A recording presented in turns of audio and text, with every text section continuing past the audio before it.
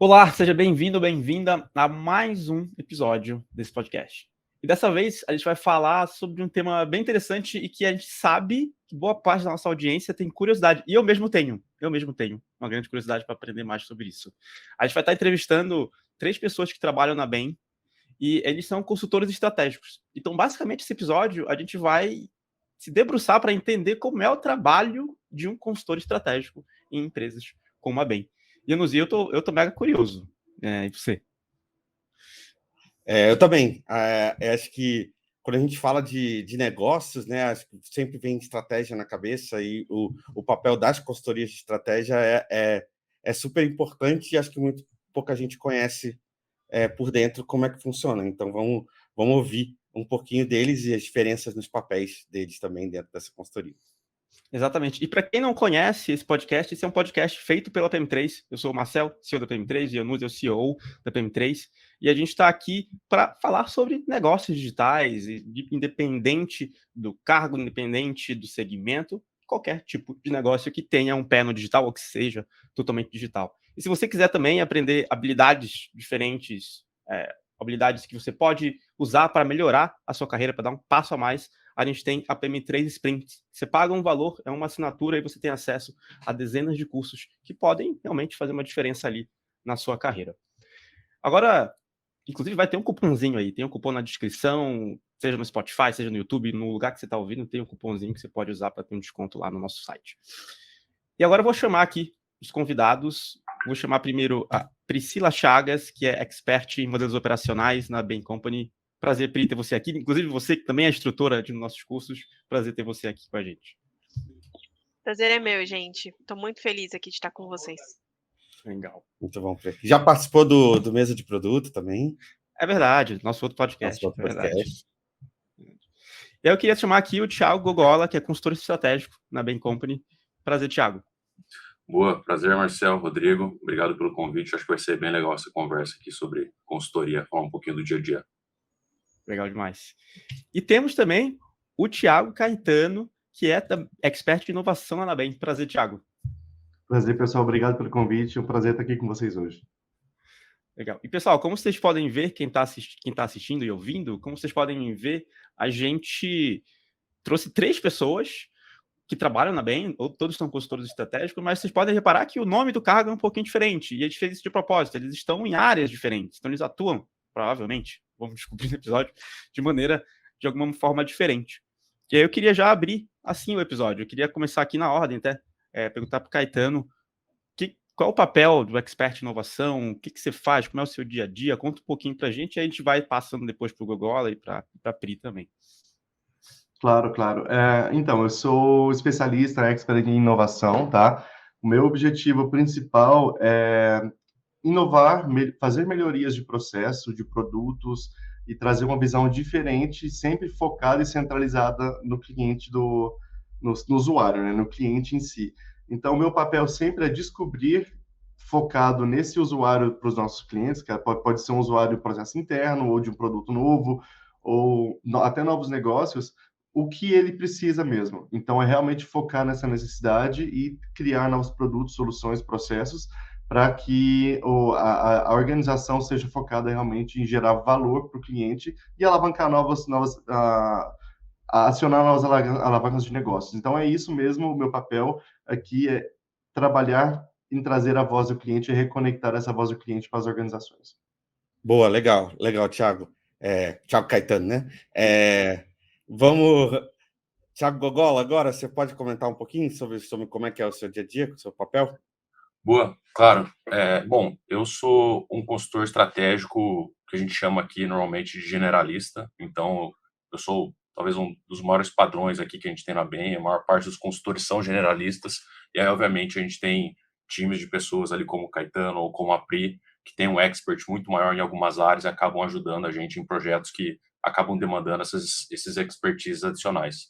Mas, no geral, né, o que um consultor generalista faz, principalmente aqui pegando no primeiro ano ou quinto ano, basicamente a gente atua em algumas frentes estratégicas. Então, imaginando os maiores tipos de projetos que a gente faz, né? Geralmente a gente faz uma consultoria estratégica para ajudar uma empresa grande a definir qual que vai ser o caminho deles, os mercados e a própria estratégia para os próximos 3 a 5 anos.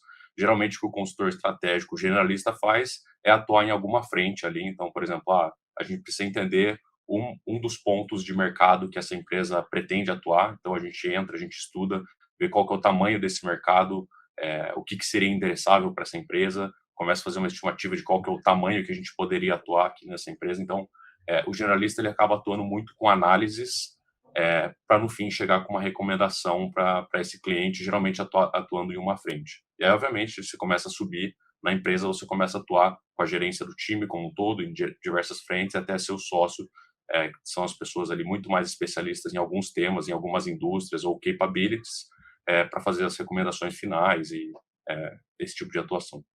Legal. E Pri, como é o seu caso?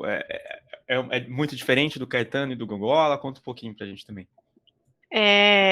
A minha expertise ela é muito ligada a como a gente executa a estratégia no dia a dia. Então, quais estruturas, quais responsabilidades, quais papéis a gente precisa ter, quais processos, né? Como é que a gente melhora em processos. Então, assim, isso tem muita raiz em processos ágeis, em metodologias leves, né? Então a gente trabalha bastante com Lean, mas muito menos no operacional e muito mais em como que a gente faz essa companhia alavancar a sua estratégia, uma vez que o trabalho do Gogola é decidir o mercado, entender quais avenidas eles vão atacar, a gente ajuda a desenhar como a gente vai fazer isso e com que pessoas, como que as pessoas vão ser recompensadas, qual vai ser, a gente entra em como que a gente vai distribuir o orçamento da companhia. Então, tem vários elementos aqui de modelo operacional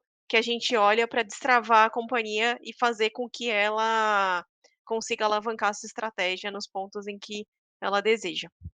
Legal. E aí eu queria entrar num ponto com vocês, acho que até para tangibilizar assim para quem está aqui nos ouvindo, né?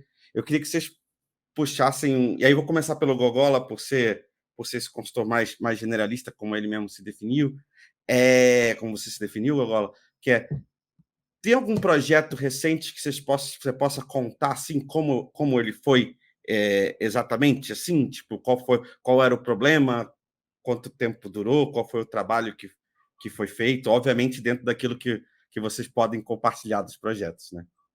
Não, perfeito. Acho que sim. Tem 2 exemplos aqui, acho que fica legal. Até um deles aqui com o Caetano, já atuei com ele, então eu estava fazendo um papel generalista, enquanto ele estava fazendo um papel muito mais de um expert em voz do cliente, trazer essa visão.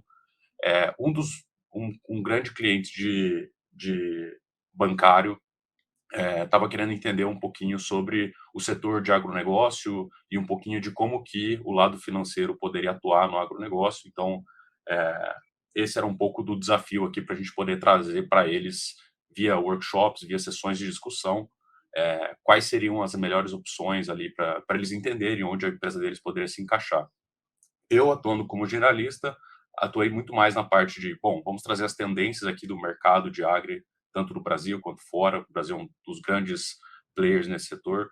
Quais são as empresas mais inovadoras que estão atuando aqui? E aí a gente não está falando só de grandes empresas, mas a gente está falando de startups aqui, principalmente, com principais tecnologias novas que estão sendo implementadas. E também um pouco de, qual que é o valor que a gente vê aqui no setor financeiro? Qual que é a cadeia de valor que a gente vê, desde a pessoa que vende a semente ali, ou a indústria que desenvolve novas sementes, até o final, a exportação de produtos ou até a importação. Então, as minhas frentes estavam muito mais relacionadas a esse tema um pouco mais geral de entender o mercado, entender o valor que tem ali para poder trazer para eles. Então, essa foi uma parte do generalista. E aí, Caetano, se quiser comentar um pouquinho, mas o Caetano ele focou muito mais em trazer ali, não só o Caetano, mas também outras pessoas do time de inovação, trazer um pouco de qual que é a visão dos agricultores, o que eles veem como pain point nesse tema, o que eles gostariam que melhorasse, e aí traz uma visão com expertise muito melhor para entender de uma forma bastante aprofundada o que os clientes realmente precisam. Exato. Acho que é muito interessante essa dinâmica dos experts e do pessoal da consultoria generalista, porque a gente é realmente muito complementar, né? Porque quando a gente fala de inovação, a gente tem na cabeça que inovação tem que ser algo disruptivo, algo muito grande, mas inovação é algo que gera valor, né? Alguma alavanca que a gente aciona, que a gente traz gerando valor para a empresa, gerando crescimento, trazendo talvez uma perspectiva diferente ou ferramentas que a gente usa em outros lugares, não precisa ser nada novo. Pode ser algo novo aplicado para você. Então, isso já é uma inovação. Então, dentro disso, como o Gogolo estava falando, a nossa ideia é sempre entender o que precisa ser feito em 3 lentes, tá? Uma lente que é quais são as necessidades do usuário, o que ele precisa, o que ele realmente tem de dores que precisam ser solucionadas, mas também inovar não é só ter ideias do que tem que ser feito. A gente tem que olhar 2 lentes essas que a gente olha quando a gente está trabalhando aqui, que é a viabilidade técnica e a viabilidade econômica. Então, inovação é como você traz novos produtos, novas tendências para resolver uma dor que vai realmente gerar valor para o seu cliente, ao mesmo tempo que trazer um crescimento econômico na sua empresa. Então, como o Gogolo disse, uma vez que está definindo uma estratégia, uma área que a gente vai seguir, que tem um potencial grande, como a gente vai realmente entender quais são as dores do cliente nessa área e como a gente vai resolver. Então, a gente traz de maneiras complementares uma abordagem diferente, né? Mas que é sempre focada em solucionar problemas e trazer crescimento. Boa. Então, eu estava comentando um outro exemplo rápido, né, do que eu estou trabalhando até no momento aqui, mas a gente está trabalhando com uma grande empresa de mineração e o projeto é basicamente Full Potential, que é basicamente vamos buscar aumentar a receita e tentar reduzir alguns custos aqui para garantir uma maior lucratividade. Basicamente, tão simples quanto isso. É um projeto de basicamente 4 a 6 meses ali para atuar diretamente com o cliente. E aí, o que os consultores generalistas desse projeto estão fazendo? Tem um que está atuando diretamente em análises bastante aprofundadas de como otimizar a frota de veículos para fazer o transporte do minério e dos outros materiais para levar para a planta. Então, aqui entra uma análise bastante aprofundada, negociação com provedores de caminhões e tudo mais. Tem um outro consultor generalista que está atuando diretamente na otimização da planta em si. Então, aqui, garantir que as manutenções são bem feitas, ver quais são os principais gargalos e atuar com iniciativas, análises para ver o que deve ser priorizado para melhorar a planta. E a gente tem uma pessoa especialista atuando com machine learning. Então, é basicamente também um outro tipo de expertise aqui, que não é necessariamente o que a Caetano e a Pri fazem, mas é uma pessoa com Advanced Analytics que pega todas as informações da planta, coloca isso num grande algoritmo e melhora um pouco a fórmula de produzir o minério final. Então, a gente acaba atuando com generalistas para fazer análises um pouco mais simplificadas, apesar de a gente entrar em bastante aprofundamento, e pessoas especialistas para atuar em demandas onde a gente não conseguiria, então a gente acaba pegando pessoas experts para participar do time também. E como é essa interação com o cliente? Porque você falou até agora, esse projeto está durando 4 a 6 meses. Eu imagino que tem um projeto que dura, não sei se tem projeto que dura menos ou que dura mais. E conta um pouquinho dessa duração média e também como é a interação com o cliente. Quantas vezes vocês conversam por semana, por mês? Tem que trazer uma apresentação já com novidades? Como é isso, essa interação no geral? Boa, perfeito. É super interessante isso aqui. Na BEM, assim, a gente é bastante grande, acaba tendo uma quantidade de projetos gigante, e isso permite com que a gente até escolha tipos de projeto que a gente quer fazer parte. Então, a gente tem desde projetos que acabam durando mais de um ano, então, grandes fusões, aquisições, a gente acaba demandando o que a gente faz de PMI, né, de Post-Merger Integration, que é fazer todo o acompanhamento para garantir que as empresas vão fundir bem. São projetos que tendem a demorar, ter um período ali próximo de um ano, mas também a gente começa a ter projetos mais curtos, de 3 a 4 meses, que é esse exemplo que eu estou trazendo aqui. Então, às vezes, um projeto de desenvolvimento de uma estratégia para os próximos 3 a 5 anos, geralmente é alguma coisa disso de 3 a 4 meses, e aí o consultor pode até escolher assim, que tipo de projeto que ele quer fazer, e a gente tem um extremo também de projetos de 2 a 3 semanas, que é o que a gente chama de due diligences, que é um tipo de projeto que a BEM aqui na região faz bastante, que são fundos ou empresas que querem fazer um investimento em algum mercado, em alguma empresa, em alguma startup, eles acabam contratando a gente para fazer uma análise. Geralmente precisa ser hiper rápida, porque são prazos extremamente curtos, então são projetos um pouco mais demandantes, que tomam de 2 a 3 semanas, e aí na BEM a gente tem até um grupo ali que a gente chama de Private Equity Group, que são pessoas que consultores generalistas como eu, que escolhem fazer parte e aí acabam fazendo projetos de 3 semanas por 6 meses. Então, a gente tem essa variação. Marcelo, você perguntou um pouco em relação a contato com o cliente. A gente tem um contato gigantesco com o cliente. Assim, a cultura sempre está com o cliente, basicamente não importa muito onde ele está. Então, geralmente, eu nem estou em São Paulo, estou diretamente com os clientes na mina. Isso permite que a gente faça a entrega muito melhor, a gente consegue atuar, entender bem mais na causa raiz dos problemas, ter um contato bem próximo. Mas, obviamente, agora com a pandemia, pós-pandemia, esse novo normal que permitiu um pouco a gente ter interações, às vezes, a maior distância. Então, o que eu digo é que, não sei, acho que no último ano o meu padrão está sendo de 3 a 4 dias em contato direto com o cliente e de 1 a 2 dias em casa ou no escritório da BEM, não necessariamente ficando no escritório do cliente ou na indústria onde eles atuam. Então, é muito forte o contato. Eu perguntei isso porque eu fiquei curioso para saber, o que eu imaginei, olha só, que louco. O que eu imaginei é que você fazia uma pesquisa, esteja em campo ou não, e depois de 2 semanas você mostrava alguma coisa, mas aparentemente é o tempo todo, né? Você está trocando ali com o cliente o tempo todo. E aí, para fechar, só para entender, vocês são alocados sempre em um projeto ou é vários? Porque se você tem um contato com o cliente quase diário, eu imagino que sejam poucos projetos, né? Senão não daria conta. Sim, perfeito. Os projetos, a gente é alocado sempre em um projeto só, e eles já são bastante demandantes aqui, então acaba sendo um cliente que a gente atua por vez. Obviamente, quando você é sócio, você acaba tendo mais de um cliente ali, mas os times mesmo, as pessoas geralmente são 100% alocadas. Então, essa alocação acontece de uma forma bem intensa, e sim, a gente acaba ficando muito com o cliente, porque, pegando um exemplo, né, do projeto de mineração que eu estou, por mais que a gente tenha muito conhecimento externo e talvez não precise acompanhar a planta ou acompanhar o transporte dos veículos buscando minério, os operadores são as pessoas que mais sabem o que está acontecendo ali, ou os próprios gerentes que entendem os maiores problemas que estão acontecendo, ou as maiores prioridades, eles acabam estando lá o dia todo. Então, a melhor forma de a gente pegar feedback, aproveitar conhecimento externo e trazer isso de uma forma de recomendação é estando bem próximo deles. Então, a gente sempre faz questão de estar bem próximo. Então, realmente, acho que a maior parte do tempo a gente acaba estando com eles. E a gente, como expert, às vezes a gente tá em mais de um, tá?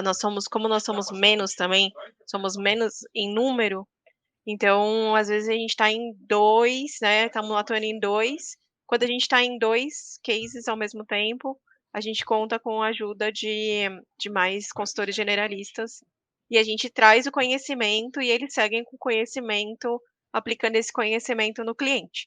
E aí, quando a gente está atuando também em mais de um, a questão do contato com o cliente muitas vezes acontece mais remotamente. Mas também, dependendo da necessidade do cliente, a gente vai estar presencial. Eu tive num case onde a gente tinha que rever o modelo de governança e garantir que tudo que a estratégia estava definindo seria entregue ou estava no caminho certo. Então, isso demandou 6 meses, trabalhando 3 dias por semana no cliente e conversando com as pessoas, para que a gente tivesse todas as informações e colocasse isso no o que a gente não gosta de chamar, mas chama no trilho, né, de saber que a gente está indo para o caminho certo, a gente está indo no caminho da ambição ali da companhia. Então, varia bastante na atuação de experts e de generalistas. Pri, eu queria até que você comentasse um pouco mais sobre sobre um exemplo, né? Você falou desse projeto, desse case de governança, pode ser desse ou de um outro projeto que você participou, assim, para a gente conseguir tangibilizar também o seu papel de expert.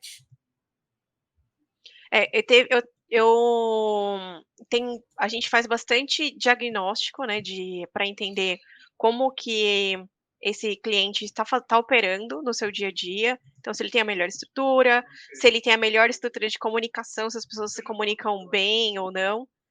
Mas eu vou trazer o exemplo do último case que eu trabalhei. A gente estava trabalhando num case de estratégia. O Google participou lá no comecinho. E aí estavam todas as capabilities do Vector também, que a gente aqui, o digital da BEM, a gente chama de Vector. Então, pode ser que a gente saiba, só todas as capabilities do Vector estavam envolvidas. E no nosso caso, a gente tinha que entender qual era a ambição dessa empresa e para onde ela tinha que ir, para onde que ela ia, qual era o caminho e qual era o melhor desenho, né, para a gente sair desse caminho. Então, eh, a gente desenhou para eles modelo de cargos e papéis e responsabilidades. Então, eles eram uma empresa de tecnologia, de produto, e a gente precisava desenhar um jeito dessas pessoas se comunicarem, porque toda decisão de produto era ad hoc. Então, por exemplo, todas as pessoas, toda vez que precisavam tomar uma decisão de priorização, ela tinha que ir no head, que tinha que ir no VP, que tinha que ir na outra pessoa. Então, imagina isso exponencial, ficava bem difícil para eles tomarem essas decisões, acabava sendo lento, acabava não saindo, ou acabava sendo sempre no top-down. Então, a gente desenhou um modelo de governança para que eles seguissem, então começar a fazer as reuniões, juntar essas decisões em um lugar só. Desenhamos um pouco de papéis e responsabilidades, fronteiras, e como essas pessoas iam interagir e que tipo de skill essa empresa ia precisar, e se as pessoas que estavam ali tinham aquele skill ou não. Então a gente fez essa análise para entender se as pessoas tinham o skill ou não e qual era a estratégia, se era reskilling ou se era contratar pessoas mais sênior, se era contratar gente de fora para treinar. Enfim, a gente entrou um pouco nesse detalhe, oferecemos opções ali para eles tomarem essa decisão.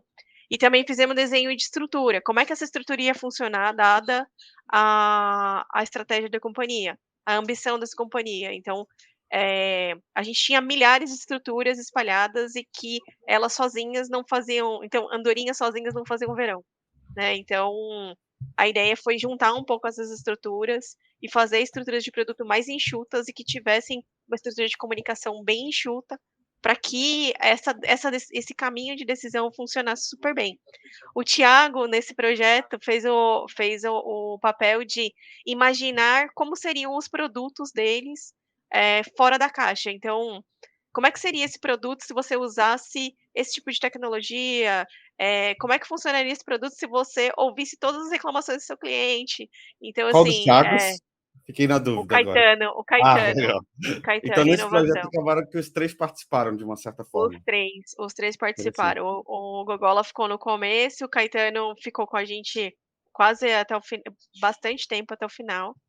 Então a gente chegou a desenhar, um modelo para que a empresa fizesse um turnaround mesmo. Então, saísse da situação que ela estava e caminhasse para a ambição dela. E aí esse plano, a estratégia de 5 anos, e a gente desenhou o primeiro ano de modelo operacional, porque o modelo operacional ele varia conforme a estratégia vai se adaptando, né. Conforme a gente vai pivotando, vai mudando, o modelo operacional ele também varia. Então, essa coisa de modelo operacional estático também não existe. E aí a minha atuação foi quase 100% remota, né, bem diferente do que o Gogola trouxe, quase 100% remota, que eu participei de muitas reuniões com o cliente, mas o cliente também era distribuído, então participava de muitas reuniões distribuídas e no que a gente chama de circles, que são as reuniões com a diretoria, aí eu participei presencial. Boa, muito legal. E aí eu queria pegar um outro ponto de vocês. Acho que uma das maiores dúvidas que as pessoas têm com o trabalho de consultor, né, é assim, vocês têm um tempo de atuação ali, né? O Gogola falou ali 4 a 6 meses, dependendo do projeto vai ter tempos diferentes, né? No meu caso, já tive uma experiência como cliente de um projeto de consultoria. Mas, assim, acho que a dúvida que aparece é assim, como é que é o relacionamento depois que acaba o projeto, né? Vocês falaram, fez um levantamento e tal, fez todo um plano ali. Acho que nesse último exemplo acho que é super legal de pensar, né? Fizemos esse planejamento estratégico com essa quebra ali para o primeiro ano. O que acontece depois disso, né? Tipo, que tipo de contato existe? Se é normal ter uma segunda parte do case depois de algum tempo? Não sei se é diferente também entre estratégia, entre o consultor mais generalista versus os experts. Queria pegar, acho que eu vou até direcionar aqui para o Caetano, para ele começar falando disso, aí depois alguém pode pegar e continuar. É interessante. Muitas das vezes, um escopo de um projeto que a gente trabalha, que pode ser, no meu caso, minhas frentes de trabalho costumam durar talvez de 6 a 8, 12 semanas no máximo. A gente tem um entregável final, que é baseado no projeto, no que foi definido da estratégia. O que pode acontecer é que, uma vez isso definido, a estratégia definida, pode ser que esse projeto venha a se tornar um segundo projeto, que é um projeto mais de acompanhamento e execução. Então, pode ser que haja, sim, uma extensão de projeto ou um segundo projeto que entra ali para continuar o trabalho, porque o interessante é que, isso eu acho que é muito da BEM também, não só de consultoria, é que a gente não faz as coisas para o cliente, a gente faz com o cliente. Então, a nossa ideia é realmente criar ou desenvolver essas capacidades deles de andar com as próprias pernas, pegar aquilo, pegar o ownership e falar, olha, tá bom, isso é meu e vamos executar. Então, eu acho que isso é bem forte também. Então, essa relação que a gente cria com o cliente, tanto remoto ou presencial, é uma relação até de transferência de skills mesmo, né? A gente mostrar para eles como deve ser feito, o que tem que ser feito, o que tem que realmente ficar na cabeça. Então, isso, às vezes, pode ser que a gente tenha que vir a trabalhar em um segundo projeto com eles, mas geralmente o que acontece é que eles pegam e se apropriam daquele trabalho e executam com o plano que foi desenhado para eles, né? Então, é muito variado. Pode ser que a gente tenha projetos que tenham uma extensão, mas a maioria, a gente acabou o projeto, até porque os experts, por exemplo, falando da minha área, você acaba um projeto, já tem um projeto te esperando, porque nós somos poucos, né, na área do Vector ali, na área digital. Então, o que acontece para mim com frequência é eu acabo um, já vou para outro e assim vai. Perfeito. Eu tenho. Boa. Só Não, pode ir complementar agora, pode um exemplo até do case atual onde eu estou, né? Aqui a ideia, a gente teve uma fase 1 do projeto de mineração, onde a gente identificou quais eram as principais oportunidades para fazer acontecer.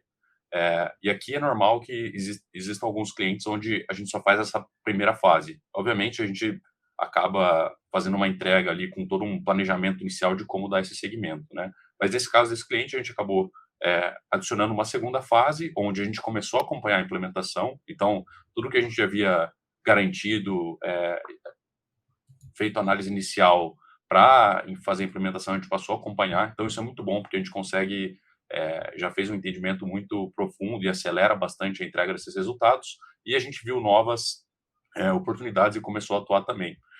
Pensando mais agora nessa última fase do projeto que a gente ajudou a implementar uma ferramenta que permite eles, basicamente um Trello, uma ferramenta ali da própria BEM, mas que permite eles a garantir que eles conseguem acompanhar, saber prazos, responsáveis, riscos, para garantir que quando a BEM não estiver mais atuando com eles, eles vão continuar isso, porque é uma transformação de 2, 3 anos. Então, geralmente a gente atua também com uma boa forma de handover, principalmente pensando nas últimas semanas, para garantir que o cliente vai continuar atuando, né? Porque o resultado dificilmente acaba acontecendo em poucos meses, né? Isso aqui é algo que geralmente demora bastante tempo. Você queria perguntar alguma coisa, Marcelo? Não, eu ia perguntar de outra coisa, pode seguir nessa linha. Assim. Ah, tá.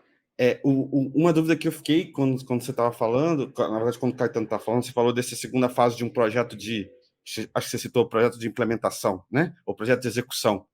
É a mesma equipe que fica para essa execução? São perfis diferentes de consultores? Como é que isso funciona?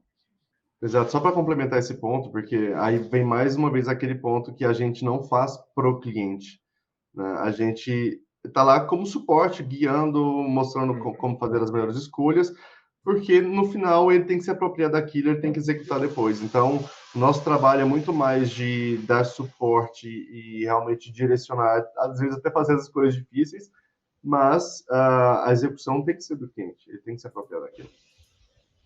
Legal, legal. Nesse ponto de interação com o cliente, tem um outro ponto que eu queria checar com vocês, né? Como eu comentei, eu tive essa experiência uma vez como cliente de uma consultoria. E, pelo menos naquele projeto ali que a gente teve, tinha muito desse contato diário, né? Ou durante as semanas, tal, com algumas pessoas-chave, e aí tinha quase uns milestones, né, que eram os grandes workshops que existiam durante o projeto para você, e aí você acabava trazendo mais pessoas para participar, acabava fazendo um alinhamento mais executivo também nessas grandes quase finalização de uma fase do projeto, né? É assim que acaba acontecendo na maioria das vezes, porque eu entendo que vão ter esse contato constante com o cliente, mas às vezes o cliente são muitas pessoas diferentes, né? Você tem N touch points dentro das empresas, então acho que tem alguns momentos em que vocês trazem todo mundo junto para a mesma página. É por aí mesmo? Sim, eu acho que eu posso comentar um pouquinho aqui, depois o Gogola se complementa também. Não tem nada mais improdutivo do que você trabalhar durante semanas e chegar no final e não é aquilo que o cliente esperava, né? E não é bom para o cliente nem para a gente. Por isso que existe uma estrutura, uma organização dentro dos projetos que está lá por um motivo principal: você garantir o alinhamento constante do que o que está sendo trabalhado é realmente algo que vai trazer valor para o cliente. Então, existe essa orquestração, quase que uma batida de tambor mesmo, que vai guiar o passo de avanço do projeto e garantir, com certeza, o alinhamento de todos os stakeholders ali no projeto. Então, isso é de extrema necessidade, porque, mais uma vez, a gente quer evitar que os consultores trabalhem de um lado, fazendo um diagnóstico, toda a proposta, e 6 semanas depois, ele fala, mas não era isso que a gente queria, né? Então, essa orquestração é chave em todo projeto de consultoria, e a gente, com certeza, faz isso também dentro da BEM.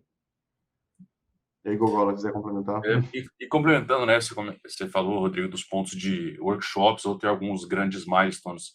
Sim, geralmente os projetos de consultoria, eles acabam trabalhando muito com isso, muito para a gente poder, no dia a dia, né, a gente atua ali com os times mais a parte operacional, o gerencial, atuando com as áreas e pequenas frentes, mas tudo isso aqui acaba fechando e a gente acaba levando para uma reunião de steering com os executivos, com o CEO, às vezes até o board das empresas, para levar um pouco da recomendação ou do que a gente viu ali. E nessas reuniões a gente acaba também trazendo muitos experts da própria BEM, e aí sejam de capabilities, que tem algum conhecimento muito específico em algum capability mesmo que a gente tem, ou de outras indústrias e outros países, né? Então isso aqui acaba sendo muito comum. Então, por exemplo, no passado eu fiz um projeto estratégico para um dos bancos do Brasil, e no fim esse banco queria avaliar um pouco qual que eram algumas alternativas novas que ainda não tinham no país, mas que em outros países é super desenvolvido, na Ásia, por exemplo. Então, a gente trouxe sócios de outras regiões para trazer um pouco da visibilidade, como que os bancos estavam atuando, qual que era o modelo de negócio que funcionava bem. A gente acaba trazendo tudo isso e consolidando numa visão para trazer não só a recomendação que a gente faz junto com as equipes aqui, mas trazendo um expertise de fora também. Então, sim, a gente acaba trazendo bastante gente e mostrando para muita gente essas informações, né, nesses períodos, nesses milestones. Eu queria aproveitar esse gancho de trazer gente e experts de outras áreas. Fazer uma pergunta: como é que é a decisão da alocação de vocês, consultores, em projetos? Porque eu imagino que cada um de vocês tem um background diferente, talvez até uma formação, uma graduação, uma pós-graduação diferente, e aí tem que ter essa decisão. Como foi que chegou no Gogola para ele trabalhar ali com minério? Como foi que chegou na PRI para trabalhar ali com produto? Contem um pouquinho, Caetano também, como é que é essa decisão? Talvez até um pouquinho da história de vocês. Como foi para vocês chegarem no projeto que vocês já foram alocados atualmente, ou estão atualmente também? Boa. Vou aproveitar aqui, já estava falando, mas acho que talvez seja um pouco diferente para a parte dos experts, e eles comentam melhor aqui, mas dos generalistas, bom, até pegando um pouco de contexto, né, na BEM, a gente tem muito pessoal que vem com background de engenharia, de economia, de administração, e acabam tendo outros cursos também. Então, por exemplo, no meu projeto agora tem um dos consultores, ele é formado em psicologia, então aqui realmente não tem uma limitação em relação a isso, mas tem áreas ali com um pouco mais de frequência aqui para as pessoas que entram. Quando você entra em consultoria, geralmente os primeiros 5 anos, você acaba não tendo uma indústria principal. Isso acontece depois dos 5 anos, onde você se torna ali um sócio ou um gerente sênior, onde você começa realmente a atuar em algumas áreas mais específicas, mas nos primeiros 5 anos isso acaba não existindo. Então Mas isso depende. mesmo se você já tiver tido background em outra empresa, é sempre assim? Ou se você já for sênior de carreira, eu diria, pode ser diferente? Perfeito. Não, varia. Então, se tem alguém, por exemplo, que trabalhou numa Petrobras por 5 anos e depois quer entrar no mundo de consultoria, e se ela quer fazer mais a parte de óleo, gás, energia no geral, obviamente ela pode pedir isso para o pessoal de staffing que faz a alocação mesmo, e ela acaba tendo essas alocações bem mais direcionadas. Legal. Mas o normal é todo mundo querer conhecer. Eu acho que esse é até um dos maiores ativos de consultoria, que te permite você conhecer diferentes indústrias, diferentes know-hows. Então, nos primeiros anos, geralmente o que as pessoas buscam é variar bastante de projeto, variar bastante de indústria, porque isso te permite ter conhecimentos muito maiores, até entregar resultados melhores, e acaba conhecendo ali setores onde você acaba gostando mais. E depois do quarto, quinto ano, você começa a escolher áreas de maior interesse. Então, como exemplo, eu estou focando muito a parte de inovação, até um pouco parecido com o que o Caetano faz, mas sempre quando tem frentes de inovação, algum tema relacionado a isso, ou empresas um pouco mais nativas digitais, eu peço para ser alocados nelas, porque acho que é uma das áreas onde eu tenho interesse de desenvolver daqui para frente. E quem acaba fazendo isso é um time de pessoas que a gente chama de staffing, que pega os teus conhecimentos, as tuas preferências, se você quer viajar ou não, se você tem preferência de fazer aqueles projetos de 2 semanas, que são extremamente curtos ou mais longos, ou de trabalhar com algumas pessoas, você faz reuniões de interesse e eles acabam fazendo essa alocação final. Então, é dessa forma que acaba acontecendo. Legal. Vou puxar para a Pri, mas depois para o Caetano. Conta um pouquinho como que vocês chegaram na alocação de vocês hoje. Que vocês acham que vão ter histórias diferentes e pode ser interessante para quem está ouvindo, talvez queira um dia ser consultor, queira entrar nessa carreira também. No meu caso, as alocações que E eu tive foi Oi? Pri, se já puder emendar também dizendo o que atraiu você para se virar consultor? Por que você foi virar Porque consultora? Já emenda. Bom, vamos começar então por que que eu vim vir para Bain para ser consultora e trabalhar com modelos operacionais, enfim. Eu trabalhava com produto antes, então por isso eu faço parte do grupo de instrutores da PM3, então estava trabalhando ali em times de produto, passei a fazer, trabalhar como uma coach de produto. Então, assim, eu ajudava pessoas de produto a se desenvolver antes da gente falar de Product Ops, né, antes da gente começar a falar de enablement em Product Ops e tudo mais. Então eu comecei a fazer isso porque eu sentia essa necessidade por mim, sentia essa necessidade pelo todo, mas era muito difícil eu conseguir me desenvolver na minha carreira, porque, eu não tinha tantas oportunidades de atuar, então eu acabava sempre fazendo a mesma coisa.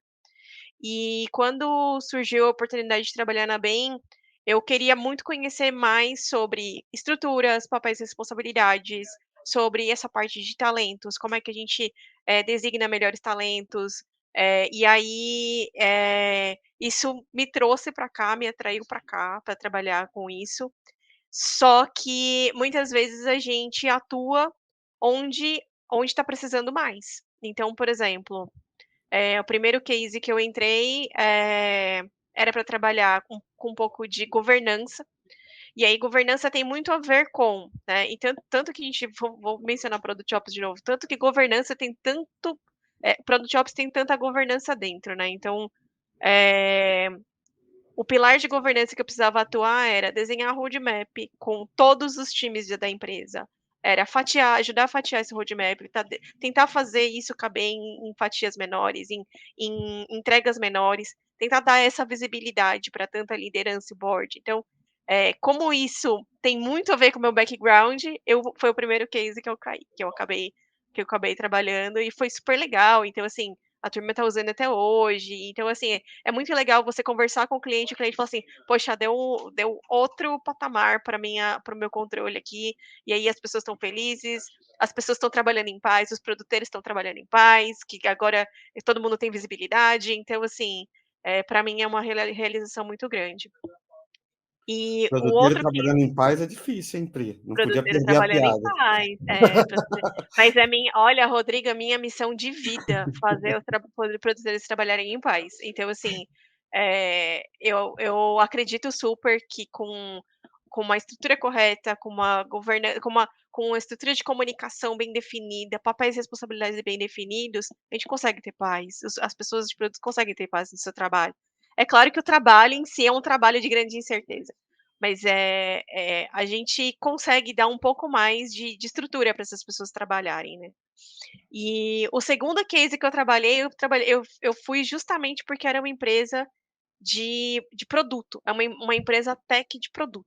Então, o modelo delas era um modelo SaaS, então, assim, tinha muito a ver com a minha área de interesse, também tinha a ver com muita governança, com muita estrutura, com a parte de talentos. Então, assim, eu fui muito alocada pelo meu background, mas também pelo meu interesse, que é me desenvolver mais aí nessa parte de como que a gente estrutura times, como é que a gente faz a vida melhor, como é que a gente faz a vida dos produtores melhor.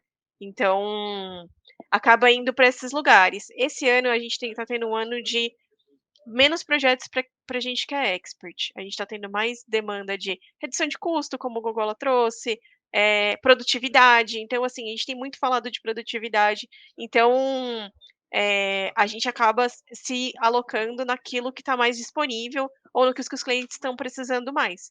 O que também não é ruim por si, porque a gente acaba aprendendo outras coisas e entendendo as dores do negócio, entendendo como é que a gente faz a vida das pessoas que estão trabalhando ali melhor com essas premissas. Então, para mim é uma questão de propósito muito grande e essas alocações elas me trouxeram muita experiência nesses temas. E Caetano, conta pra gente de você, como foi que você chegou na carreira de consultor e um pouquinho do seu background, já linkando aí também com a alocação. Tá, legal. Eu sou engenheiro de formação, sou engenheiro mecatrônico, né? Eu brinco que eu comecei engenharia para trabalhar na indústria de cinema, e acabou que agora sou consultor. Mas durante 11 anos eu trabalhei na área de automação industrial, né? Eu era gerente de transformação digital de uma grande empresa americana na área mais petroquímica, bem na área de automação, petroquímica, farmacêutica, assim por diante. Mas eu sempre tive no radar essa área de consultor, porque eu sempre fui muito curioso, sempre quis aprender muita coisa, aprender novas áreas, mudar. E eu sou meio inquieto, eu gosto de mudança frequente. E eu sempre achei que essa área de consultoria seria legal para mim, porque eu seria exposto a diferentes áreas de atuação, e com tempos curtos eu sabia que aquilo, se fosse bom, legal, pode ser repetido, se for ruim, vai acabar e vai mudar para outra coisa. Então, eu acho que isso é uma coisa muito interessante da consultoria. E aí cheguei na BEM, e o time de inovação e design é um time pequeno, tá bem pequeno, bem enxuto. Então, as alocações são decididas no quem está disponível trabalho, né? Então, e tá tudo bem, porque os temas são tão variados, mas são tão interessantes, porque eu cheguei saindo de uma petroquímica, de uma área de automação industrial, durante 11 anos. Eu começo a trabalhar em como reduzir o desmatamento para a Amazônia. Segundo projeto, como eu vou trabalhar na criação de produtos digitais que tenham valor para o cliente. Depois eu fui para a área de seguros, agora muda para a área de saúde. Então, esse desafio constante, né, mas sempre voltado em geração de valor, que é algo que eu gosto pra caramba, né? Então, é algo que não gera uma rotina intelectual, quero dizer, nesse sentido, e algo que é desafiador, mas que é interessante. Então, eu acho que foi isso que me atraiu para a consultoria e essa maneira de alocar, porque a gente está disponível e vai trabalhar em algo que vai gerar valor, então, para mim, pode continuar me alocando em projetos diferentes que está tudo certo. Legal. Legal. E aí eu queria vir do Gogola também. Gogola, como foi que você virou consultor? Aí conta um pouquinho do seu background também. Já deu para ver que a Pri e o Caetano já foram bem diferentes. Imagino que o seu caso vai ser também. Total. Eu tenho formação em engenharia aeronáutica, então eu tinha muito um sonho de trabalhar com inovação, mas ainda na época eu pensava muito em engenharia. Mas minha família é empreendedora, então também sempre nas discussões em casa vinha um pouco dessa discussão de negócio e tudo mais, que acabou me interessando bastante. Na época, no último ano do curso, eu acabei entrando numa startup, na verdade, ExmoBots é uma das maiores startups de drones que tem na América Latina. Hoje em dia até a Embraer investe neles. E achei super interessante poder trabalhar com inovação, startup, que é um dos mercados que me atrai bastante. Só que, ao mesmo tempo, eu vi um pouco de uma dificuldade de aprender, porque geralmente em startup você acaba sendo ou um head em alguma frente ou em alguma área, e tem poucas pessoas ali acima de você que tem um grande conhecimento em alguns temas. Então, eu decidi fazer um estágio na época na BEM, e eu vi que era muito interessante. Então, o primeiro projeto que eu fui alocado já tinha 2 gerentes, tinha um MBA em Harvard, e assim, acho que um pouco pelo nome, mas muito para você ver uma realidade onde você está atuando diretamente com pessoas muito boas no teu dia a dia, assim. Então, você começa a ver uma realidade onde eu passava muito longe até então. Eu falei, pô, se eu quero aprender um pouco sobre negócio, sobre grandes empresas e tudo mais, eu acho que é bem onde o primeiro lugar que eu consigo me desenvolver. Então, acho que em 2019 eu fiz esse estágio, eu vi que seria muito bom, principalmente pensando no começo da minha carreira, para aprender um pouco mais sobre negócios, e acabei gostando muito mais do que eu imaginava. Então, a gente participa em reuniões com CEOs de empresa, com CFOs ou diretoria num nível diário, assim, então você começa a ter desafios realmente muito grandes, e quando você vê que você consegue fazer resultados para essas empresas, acaba trazendo realmente uma vontade muito grande de continuar. Então, eu também tenho sempre esse desejo de fazer projetos um pouco mais curtos. Então, o desafio também de você poder conhecer novas indústrias, novas pessoas, diferentes áreas. E também estou um pouco pensando no contexto de MBA para o ano que vem. Eu acho que é super interessante, assim, me abriu portas que eu não pensava mesmo no último ano do meu curso, assim. Então, acho que foi um pouco por isso que eu acabei decidindo por consultoria e acabei ficando na BEM desde então. Legal, muito bom. Pô, eu achei bacana porque deu para ver 2 pessoas que vieram de outras indústrias e você que começou e está seguindo carreira, né, na consultoria. Achei isso muito legal. E aí eu queria... Pode falar. Só ia comentar um tema que acho que está acontecendo bastante também no mundo de consultoria como um todo. Quando eu entrei em 2019, ainda era muito mais comum só o consultor generalista, que é um pouco do que eu faço, assim, mas nos últimos anos a gente está vendo que está tendo uma explosão de tecnologias, de inovações, de capabilities, então cada vez é mais normal não existir só esse consultor generalista, mas terem times ali multifuncionais, com diferentes expertise participando. Então, quase que não existe mais projetos onde só tem os consultores fazendo aquelas análises padrão para entregar. Geralmente, todas as empresas demandam alguma tecnologia, alguma coisa adicional. Então, cada vez mais normal está se tornando ter pessoas ali com conhecimentos extremamente diferentes atuando no mesmo time. Legal. A gente ainda tem mais umas perguntinhas aqui para vocês, só que eu sei que o Caetano tem um hard stop aqui. Tem reunião com o cliente, não é mole, né? A vida aí do consultor. Tem que atuar com o cliente, tem que falar com ele. É isso, pessoal. Queria primeiramente agradecer pelo convite mais uma vez. Foi super legal bater esse papo. Espero ter adicionado, trazido umas informações que foram legais para vocês. Fiquem à vontade para entrar em contato comigo, tá? E é isso. Continue com a Pri e o Gogola, estão em boas mãos aí, tá bom? Boa, brigadão, Caetano. A gente vai se falando. Até mais. Valeu, Caetano. E, pessoal, eu tenho uma pergunta que vocês falaram desde o começo ali, vocês falaram de... E algumas vezes vocês citaram, e aí a pessoa pode virar sócio, depois de um tempo, ela é muito sênior. Quanto tempo leva para isso acontecer? E quão importante é isso para quem está nessa trilha de carreira? Realmente tipo assim, esse é o principal coisa que a pessoa quer, é a ambição de muita gente? Conta um pouco desse pensamento, porque para mim, como eu nunca atuei nesse segmento, para mim é muito diferente. E aí eu queria entender como é o racional e qual é o motivacional disso por trás também, quanto tempo leva e tudo mais. E complementando, né, a pergunta, acho que é de se imaginar quando você tem sócio que tem um funil para você chegar lá, né? E que provavelmente nem todas as pessoas conseguem chegar. E aí, quais que são esses caminhos, né? Se existem outros. Acho que eu imagino que seja um pouco diferente de uma empresa tradicional, que você consegue ficar a carreira inteira numa posição de middle manager, por exemplo. Boa. Sim, acho que é uma carreira que tem bastante mudança em pouco tempo. Falando um pouco dos generalistas, né? Geralmente o padrão, acho que nas maiores consultorias, aqui é bem um grande exemplo disso, é que você, geralmente, nos 3, 4 primeiros anos, você atua um pouco como a pessoa que está sendo a responsável final ali pela análise ou pela frente, então você atua como consultor ou como o pessoa que está ajudando o consultor ali, que a gente chama de associate consultant.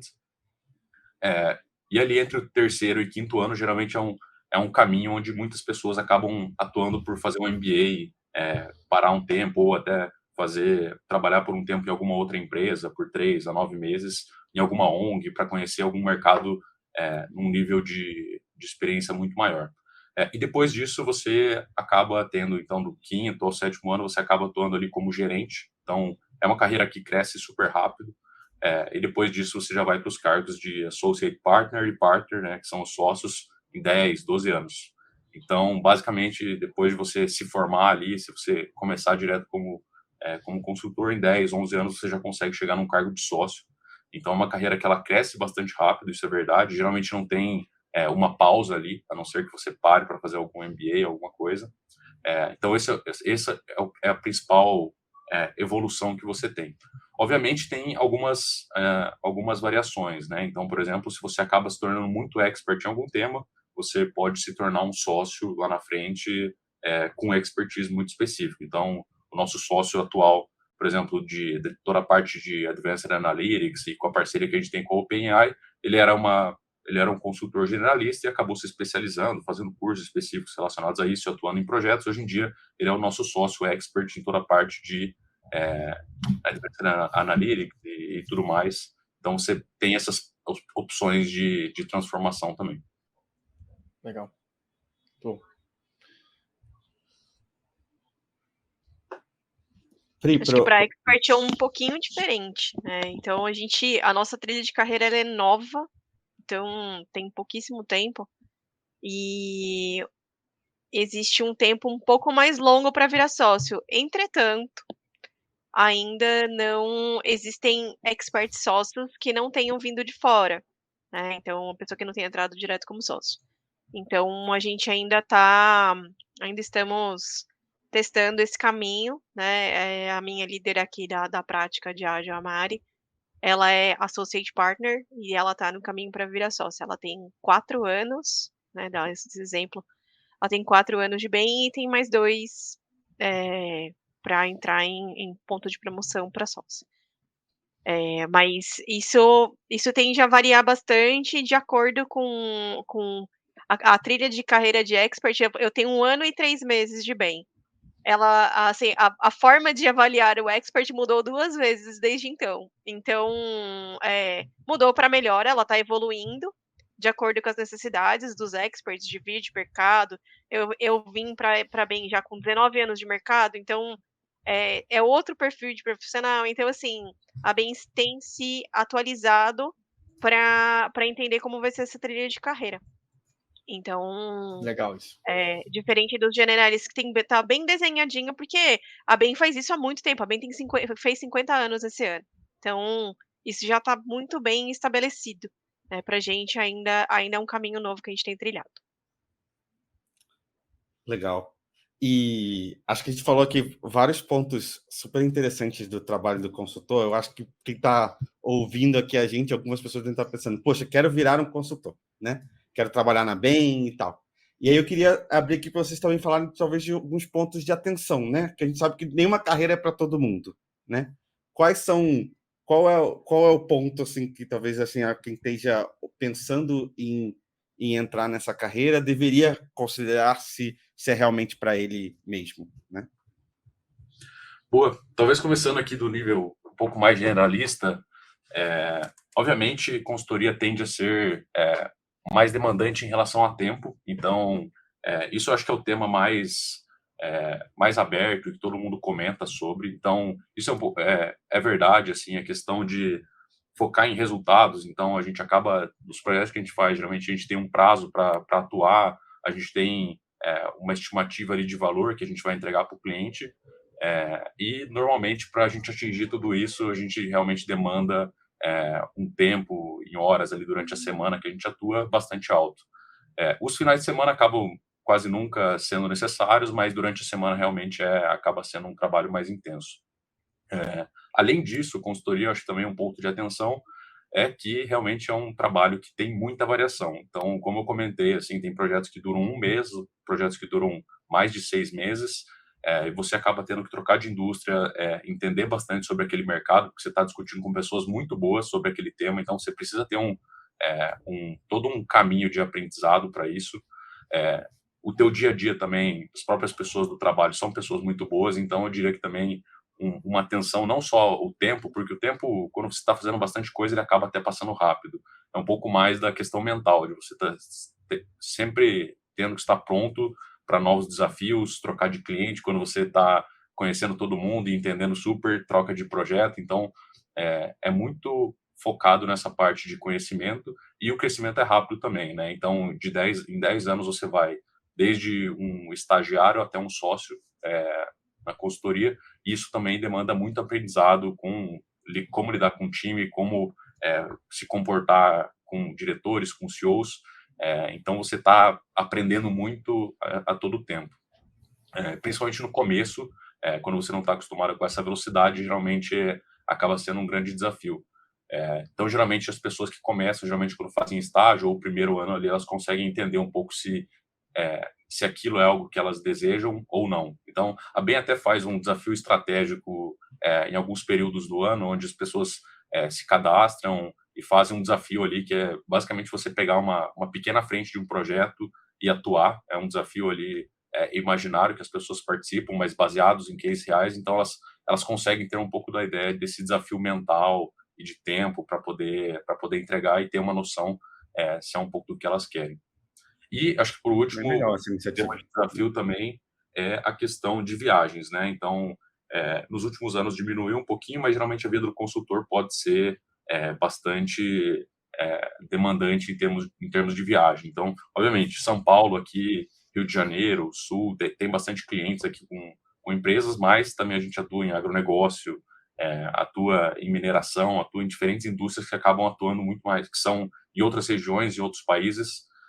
E o nosso hub da BEM, por exemplo, é um hub da América do Sul como um todo. Então, eu sendo alocado no Brasil, meu próximo projeto pode acontecer no Chile, pode acontecer em Colômbia, em qualquer outro lugar. Então, esse também é um tema de atenção para quem gosta de ficar, geralmente, numa cidade só. Eu acho um desafio interessante, até peço para ser alocado nesses projetos que a gente chama de travel case, mas é um tema relevante aqui também. Legal, muito bom. E, pessoal, eu queria fazer uma pergunta para a gente encerrar, que é qual dicas vocês dão para quem quer entrar nessa carreira? Seja alguém que está no começo da sua carreira geral mesmo, profissional, ou seja alguém que talvez já tenha anos de experiência e quer atuar como consultor. O que vocês sugerem para esse tipo de pessoa, para esses dois tipos de pessoa? Quer começar, Pri? Não? Boa. Então, vou começar um pouco de como entrar na carreira de consultoria atuando como generalista, né? Eu acho que tem um ponto muito bom das consultorias, é que geralmente elas fazem muitas apresentações em muitas das escolas, das universidades. Então, acho que o primeiro ponto é tentar conhecer com pessoas que estão estagiando ou estão trabalhando e assistir palestras das consultorias mesmo. Acho que é um ótimo caminho para você poder conhecer um pouquinho mais sobre a realidade. E depois que você se inscreve, então, por exemplo, na BEM, se você começa a passar nas fases, você acaba já tendo um consultor que vai te acompanhar para tirar dúvidas, para você entender o dia a dia. Então, quando você se inscreve nas consultorias, você acaba conhecendo muito mais. E para a parte de preparação, querendo ou não, um dos temas mais relevantes é você aprender a fazer cases, que é uma das fases mais relevantes ali para as entrevistas, que é você aprender a como você... que dúvidas você deveria tirar, como você estruturaria a resposta ali para um projetinho que você está imaginando que está fazendo. Então, também recomendo bastante ter grande estudo e treinar com muita gente sobre isso. Tem também as escolas os clubes de consultoria das universidades. Na época que eu prestei, eu utilizei bastante esses clubes. E também tem alguns sites, eu sei que tem Crafting Cases, não sei atualmente se tem mais empresas, mas que são super recomendações que não só ajudam você a passar no processo seletivo, mas a tua forma de pensar muda, a tua forma de estruturar muda. Então, eu fazendo esses cursos até aprendi um pouquinho, melhorar até na minha performance do trabalho. Então, acho que é um pouco do que eu recomendaria. Para experts, e a gente tem aqui na Bain, o programa de Industry Hire e Experts, né, e depende muito do o background que a pessoa tem na carreira. Então, para Industry Hire, muitas vezes a gente contrata pessoas que têm uma especialidade naquela indústria, mas aí é muito mais sob demanda, né, então acho que, contatar a nossa área de recrutamento com interesse é um bom caminho, falar: eu gostaria de ser Industry Hire", e para experts é o mesmo caminho. Então, assim, eu conheço bastante modelos operacionais, eu conheço bastante inovação, ou conheço muito de Advanced Analytics, gostaria de trabalhar com a Bain, né. Então, sinalizar um interesse com as pessoas que fazem o processo é um bom caminho. E aí o processo é processo por entrevista, então, eh, passa por várias pessoas, as pessoas fazem um screening ali para entender se aquela pessoa tem, porque time de expert, muitas vezes a gente tem, cada um tem uma expertise específica dentro do time de experts. Então, no meu caso, eu tenho uma expertise maior em produto, mas no meu time eu tenho pessoas que têm mais expertise em Lean, tem gente que tem mais expertise em Agile Coaching, então, assim, a gente se complementa com as expertises, né, e um ensina o outro. Então, às vezes eu preciso de uma expertise mais específica em algum tema, e aí aquela pessoa ela pode calhar ali de tá dentro daquilo que a gente está procurando. Os times de experts são enxutos, então o time de modelo operacional aqui, a gente tem 6 pessoas, o time de innovation design, a gente também tem 5 ou 6 também pessoas, então são times pequenos. Nosso maior time é o time de Advanced Analytics, tem 70 pessoas. Então, é muito sob demanda. Então, assim, se você quer entrar para o time de expert e industry hires da Bain, eu sugiro que você manifeste seu interesse, com as pessoas, com os líderes de prática, aqui da Bain, que a gente, de fato, conversa com a pessoa, entende se ela tem o background e se surgir a oportunidade, a gente entra em contato. Então, assim, eu levei 1 ano para entrar na Bain. Eu conversei com a Bain 1 ano antes de eu entrar. Então, é uma coisa mais de longo prazo mesmo.